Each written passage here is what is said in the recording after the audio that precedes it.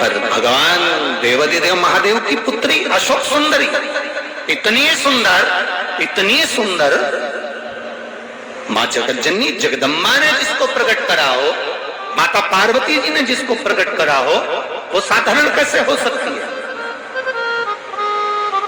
तब राजा नहुष की कथा वर्णन करती है। राजा नहुष का संबंध आया भोलेनाथ जी के यहाँ कि साहब आपकी बेटी अशोक सुंदरी का विवाह चाहिए, उसका मंगल हस्त कमल चाहिए। तब बाबा ने जब बेटी को विदा करा है, मेरे शंकर भगवान, लोग कहते हैं क्या शिव जी किसी कन्या का कन्यादान करे हैं? शंकर भगवान ने अपनी बेटी अशोक सुंदरी का जब कन्यादान करा, शंकर पार्वती स्वयं कन्यादान करने के लिए जब बैठे, राजा नहुष के साथ में जब अशोक सुंदरी का मंगल विवाह हो रहा था, जब बेटी का मंगल विवाह हो रहा था, हाथ में हाथ दिया गया, हल्दी का लेपन किया गया, सुंदर कन्यादान का भाव पिंड रखा गया, सुंदर आनंद के साथ में जब देव अधिदेव महादेव गंगा को हस्त कमल में लेकर बेटी के हस्त कमल पर छोड़ने लगे, तब बेटी अशोक सुंदरी की आंख से आंसू बहने लगे। बेटी की आंख से अश्रु बह रहा।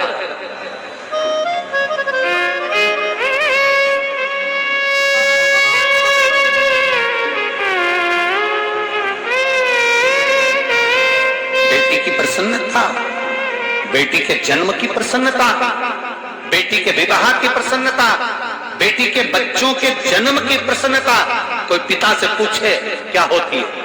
और आप तो ब्रजरज में रहते हो, ब्रजभानु जी के घर में जब लाली को जन्म हुआ था ना, तो ब्रजभानु जी के यहाँ की जो ब्रजभानु जी की जो सासू जी थी ना, राधा जी की नानी, इतनी खुश हुई थी।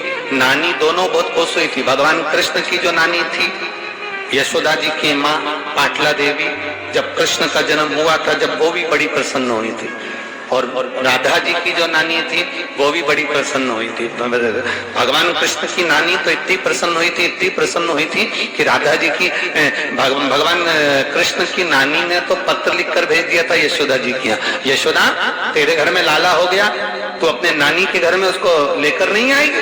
तब यशोदा जी लाला को लेकर जब गई थी ना पाटला देवी के यहाँ, और पाटला देवी के यहाँ जो लाला को लेकर गई थी यशोदा जी, पल्लू में लाला छुपे हुए थे, और अपनी मायके में जो यशोदा जी लाला को लेकर गई, और जो पहुंची तो पहली बार बेटी जब अपने बच्चे को लेकर आती है, घर की जो माँ होती है, बच्चे की जो नानी होती है, वो पानी का लोटा उतारती है और तिलक करती है। तो जो लाला को लेकर यशोदा जी पहुंची थी भगवान कृष्ण को, तो पाटला देवी ने देखा कि लाला कहाँ है, तो इतने में यशोदा जी ने कहा मेरे ये पल्लू में आंचल में छुपा हुआ है। तो इतने में पाटला देवी ने कहा दिखा तो सही, उसका दर्शन करा तो सही, कहाँ है वो, जरा दर्शन करा। अब जो यशोदा जी ने अपने लाला के ऊपर से वस्त्र हटाया और पाटला देवी ने जो कन्हैया का दर्शन करा, दर्शन करते से आरती की थाली से आरती नहीं उतार दी, सबसे पहले आरती की थाली नीचे रखी और लाला का मुख फिर से देखा, और देखते से ही बोली रे यशोदा, अरे ओ बेटी यशोदा। यशोदा बोली हाँ मैया, तू गोरी, नन बाबा गोरे, ये कारो कहां से आया? ओ यशोदा। यशोदा जी गोदी में लाला को लेकर बोली मैया आधी रात को पैदा हुआ इसलिए काला हो गया। पाटला देवी बोली आधी रात को चांद भी तो निकलता है, उसके जैसा हो जाता। मैया रात को हुआ था, मेरे स्तनों में दूध नहीं आया ना मैया, तो घर में जो काली गाय थी ना उसका दूध पिला दिया इसको, इसलिए काला हो गया। यशोदा जी बोली दूध काली गाय का हो चाहे लाल गाय का हो, दूध तो सफेद होता है, फिर ये गोरा क्यों नहीं? इतने में यशोदा जी बोली जब ये हुआ तो गोपियां इसको गले लगाने को आई, सबकी आंख का काजल चिपक गया, इसलिए काला। हरि आधी रात को जन्म,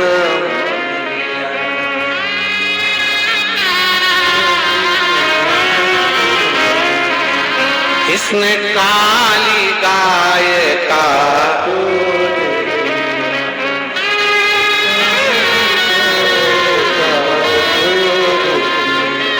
गायों का रंग काला इसलिए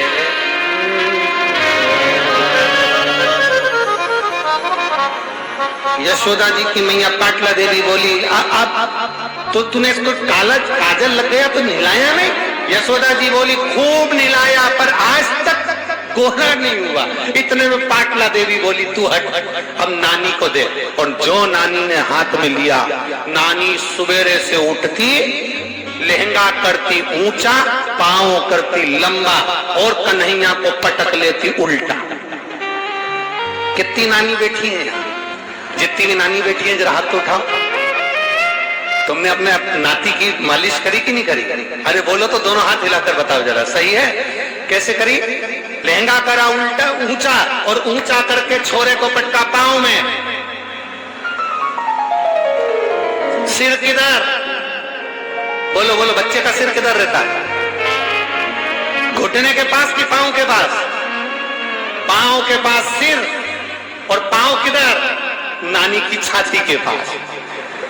और मैया ने लव, घी और तेल जो घिसना चालू करा, यशोदा जी बोली मैया जरा धीरे, मैया जरा धीरे।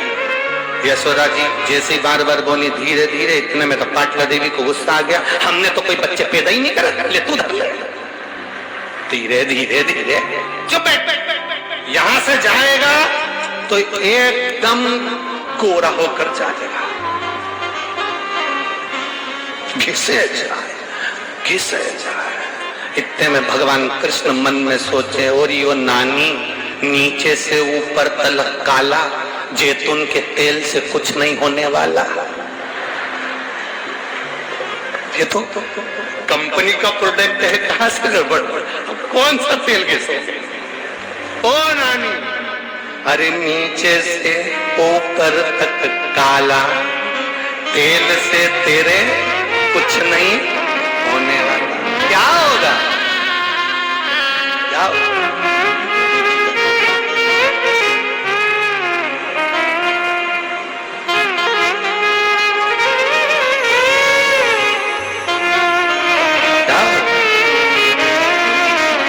पाटला देवी ने खूब सुंदर लाला का श्रृंगार किया, खूब सुंदर, बड़ा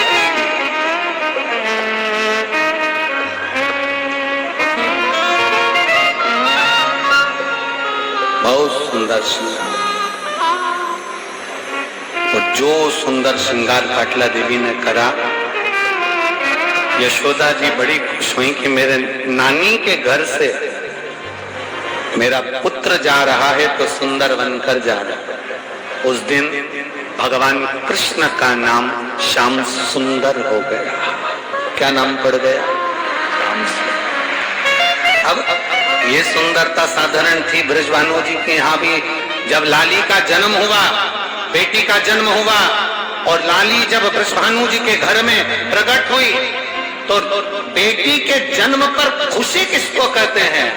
नानी ने अपने सिर पे रखा गाड़ी का चक्का, चक्के पर रखा घड़ा, घड़े पर रखा घड़ा, घड़े पर घड़ा, घड़े पर घड़ा, और उस पर घी की बाती जलाकर नाचती नाचती नानी ब्रजभानु जी के यहाँ जाकर कहती है मेरी बेटी के घर में बेटी हुई है। ये प्रसन्नता होती है बेटी के जन्म में। ये ब्रज में ब्रजवासियों से सीखना चाहिए कि बेटी के जन्म की प्रसन्नता किसको करें।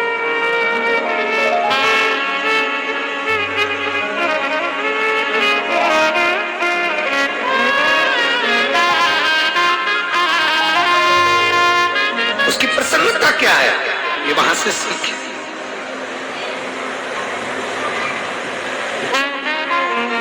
भगवान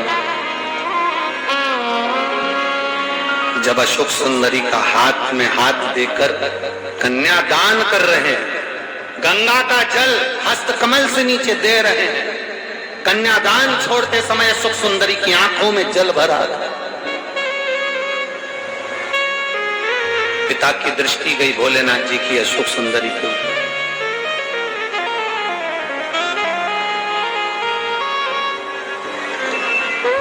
शादी की पूरी तैयारी पिता करता है, दहेज की पूरी तैयारी पिता करता है, सोना चांदी हीरा पन्ना सब पिता देता है, गाड़ी बंगला सब पिता देता है, पर बेटी की विदाई पिता नहीं देख पाता है, पिता नहीं देख पाता।